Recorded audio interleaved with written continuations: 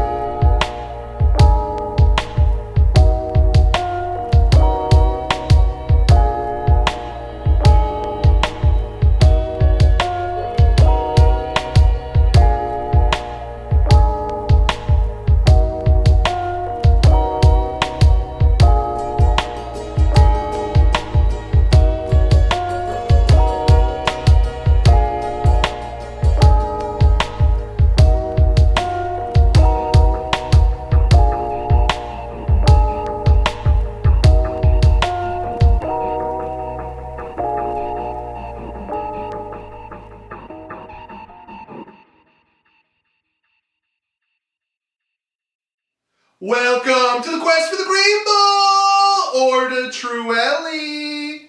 We had a very eventful beginning to the second half of the regular season with some top teams going down and some crazy high scores by a few others. There was also 3 trades that happened, which we will get to a little bit more later in the show. Overall, the standings are even closer than a week ago, with 1 game separating 6 teams for 2 playoff spots, and 2 games separating 8 teams for 4 playoff spots. One of the big wins by a team further down the standings was in our last Game of the Week, with the multiple Scoregasms traveling to take on Banditos del Rio at the deserts of Mehlu.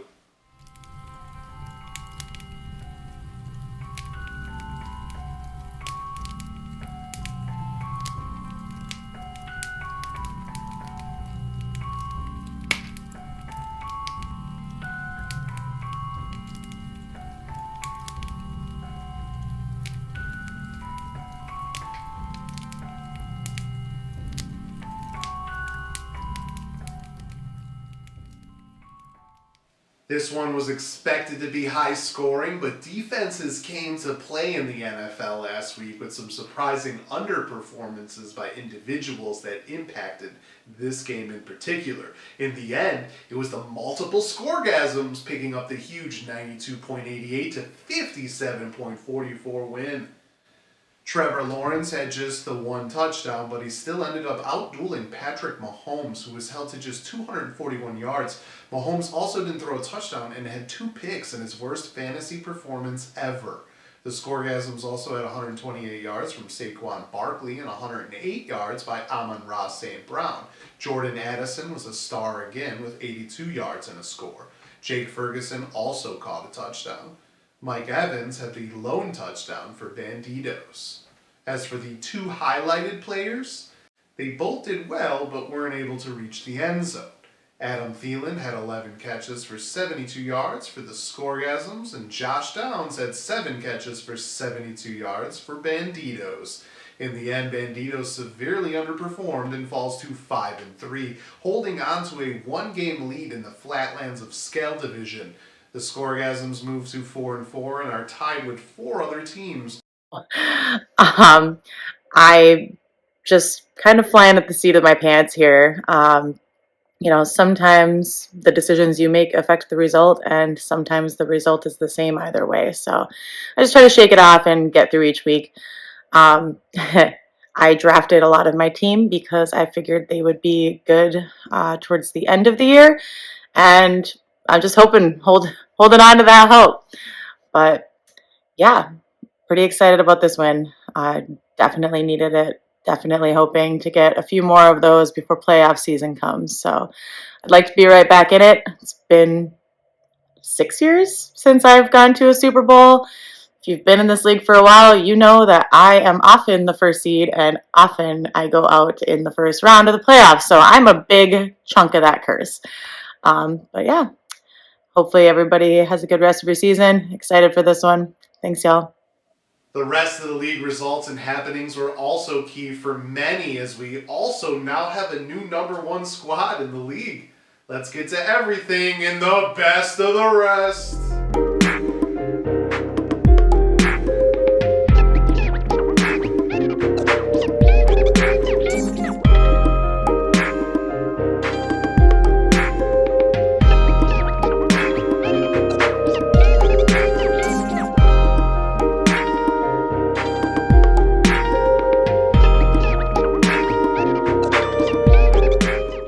Magashkia Slews traveled to the purple skies of Dashe to take on these stellar bitches and needed some Monday night luck to survive with a huge 93.18 and 91.98 win to save my season for now. Jared Goff had 15 points in the first half on Monday night, but actually lost points in the second half. Devontae Adams only had 1 catch for 11 yards, but he had a ball thrown to him late in the fourth quarter that could have been a 50-plus yard touchdown. Jimmy Garoppolo clearly overthrew a wide-open Adams, and as I caught my breath, my squad still remained ahead. Austin Eckler and Devontae Smith both reached the end zone along with Goff. Derrick Henry added 122 yards in his final game for my Slews, and George Kittle picked up 149 yards. Raheem Mostert and Bijan Robinson both scored for the bitches, but didn't score enough to win their position battle. Baker Mayfield had 2 touchdowns as well. My Slews move to 3-5, and the stellar bitches fall to 4-4. The Clash at Demon Head hosted the Siamese Dreamcats and pulled off a 99.56 to 84.86 win. Josh Allen was a star with 324 passing yards, 41 rushing yards, and 3 touchdowns. Jamar Chase added 100 yards and a score, and Mark Andrews also reached the end zone. The Jets defense had 4 sacks and allowed just 10 points to have a nice double-digit game as well.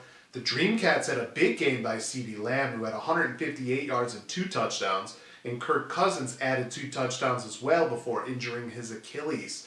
Cousins is now out for the season, a big blow for the Dreamcats. The Clash at Demon Head are now 4-4, and the Siamese Dreamcats fall to 2-6. Green Acres took on Loki Lebowski Thor, the Pastures of Fardora, and won 92.7 to 72.36. Tyreek Hill was a star again with 112 yards and a score, and Gus Edwards went off for 80 yards and 3 touchdowns. C.J. Stroud also scored. Jalen Hurts had 4 touchdowns to lead Lebowski Thor. Green Acres moves to 6-2 to take over the first overall position in the league. Lebowski Thor falls to 3-5. The ruler of knowledge remains with the elite Mother Tuckers as the defending champs won a high-scoring battle over Air Jordan at the Caves of Brone Diomir, 141.12 to 115.82. The Mother Tuckers had beast games all around. Justin Herbert had 298 yards and 3 scores, and Travis Etienne finished with 149 yards, a touchdown, and a 2-point conversion. A.J. Brown had 130 yards and 2 touchdowns, and Elvin Kamara had 110 yards and 2 touchdowns in his final game for the Mother Tuckers. Josh Jacobs also scored on Monday night. Dak Prescott finished with 304 yards and 4 scores for Air Jordan, and Taysom Hill had 77 yards and 2 scores at tight end. Javonte Williams had 98 yards and a touchdown in his final game for Air Jordan, and Brandon Ayuk collected 109 yards. While Air Jordan had his best game of the year, it wasn't enough. The Elite Mother Tuckers move to 5-3 with their 5th straight win. Air Jordan falls to 2-6. Lastly, the Tripod Award remained with Risky Business as the hosts crushed Remember the Titans, 162.68 to 78.08. Sam Howell went nuts with 397 yards and 4 touchdowns. Christian McCaffrey scored twice, and Jahmyr Gibbs had 189 yards and a score. Joe Mixon added over 100 yards and a touchdown, and Scary Terry McLaurin, Cortland Sutton, and TJ Hawkinson also reached the end zone. The Cowboys defense scored for another big double-digit game by one of the top defenses in the league. Jalen Waddle had 121 yards and a touchdown to lead Remember the Titans. DeAndre Swift, Lamar Jackson, and Breece Hall also added touchdowns. Remember the Titans falls out of the top spot in the league and is now 6-2, but still 2 games up in the Peaks of Ulk division. Risky Business is now 4-4. And of course, once the games ended, 3 accepted trades from last Friday became official. Air Jordan looked to collect draft picks for 2024 and to field a more competitive overall team to close out this season with hopes of playoffs dwindling. Air Jordan received a 2024 third-round pick, Alvin Kamara, and Zay Flowers from the Elite Mother Tuckers, giving them Cooper Kupp, Ezekiel Elliott, Chris Godwin, and also a 2024 fourth-round pick. Air Jordan also sent a 2024 8th-round pick, David Montgomery and Brandon Ayuk, to Remember the Titans for 2024 3rd-round pick, Deontay Foreman and Tank Dell. Lastly, Air Jordan shipped Stephon Diggs, Michael Thomas, and Javonte Williams, and a 5th and 6th round 2024 pick to Mygashkia Slews for Derrick Henry, Michael Pittman, and another 2024 3rd-rounder. What this means is that Air Jordan now has 4 3rd-round picks in 2024, but no 4th, 5th, 6th, or 8th picks. This means he will need to choose wisely in that round next season, or he can trade again if he wants. Air Jordan's 2023 squad also will look drastically different, but Alvin Kamara, Derrick Henry, Michael Pittman, and Zay Flowers actually bring him more balance than he had with Kupps and Diggs alone. My Slews get a number 1 wide receiver that I have been craving all year to try and get back in the playoff race. Remember the Titans and the Elite Mother Tuckers are clearly going all in to bolster their roster as they are championship contenders right now. A fairly active and an exciting week of trades, and we still have until November 17th to see if anyone wants to try any more and get in on this trade fund. That's our trade deadline, November 17th. Remember it. Should be interesting. Before you go, check out the updated standings. Until next time, salut.